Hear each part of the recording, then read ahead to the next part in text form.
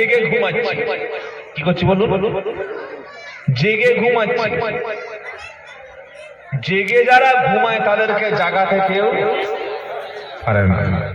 প্রথম প্রশ্ন তাহলে হবে আমার পক্ষ থেকে তোমাদের কাছে কেউ গিয়েছিল কিনা।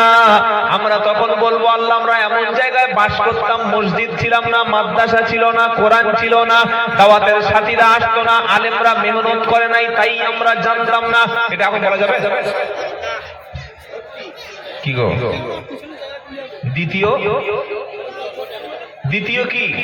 ইয়াতুলুনা আলাইকুম আয়াতি রাব্বিকুম। দ্বিতীয় যে কথাটা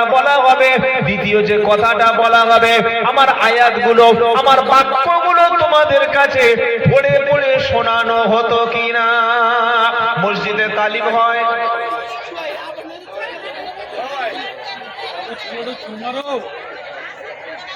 এখানে এদের ব্যাপারটা কি? এদেরকে খাইয়ে বাড়ি বাড়ি দেবে, এরা শুনবে না, নিজে শুনবে না, আর লোককে শোনাবে না। যদি কারোর কপালে বউ ভালো হয়েছে তো ভালো, তা না হলে তার জীবন গেল। বাবা ঠিক বলছি তো? যদি বউটা মনের মতো, দিনের মতো, কোরআনের মতো, সুন্নাহ মতো, রসুলের আখলাক চরিত্রের যদি হয়েছে, কনিতা মুহসানাত যদি হয়েছে তো ভাগ্য, তা না হলে ওর কপালে একদম আগুন জ্বলে গেল। क्या बात है? কি গো?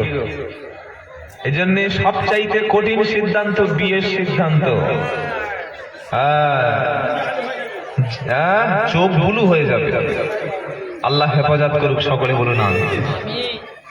এজন্য মেয়েদের রূপ দেখে, টাকা দেখে, পয়সা দেখে, বংশ মর্যাদা দেখে, স্ট্যাটাস দেখে বিয়ে করতে নাই।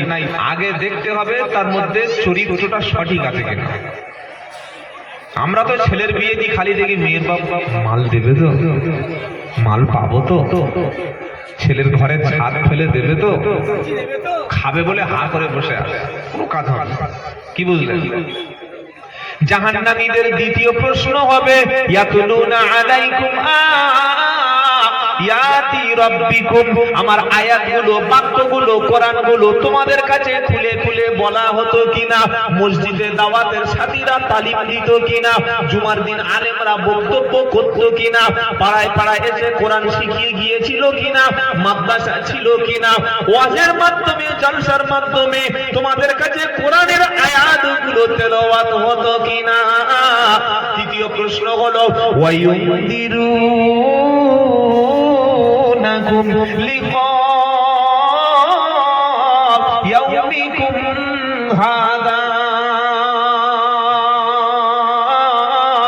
আমার সামনে তোমাদের দাঁড়াতে হবে, মাস্ট বি দাঁড়াতে হবে, আল্লাহর সামনে প্রত্যেকে দাঁড়াতে হবে।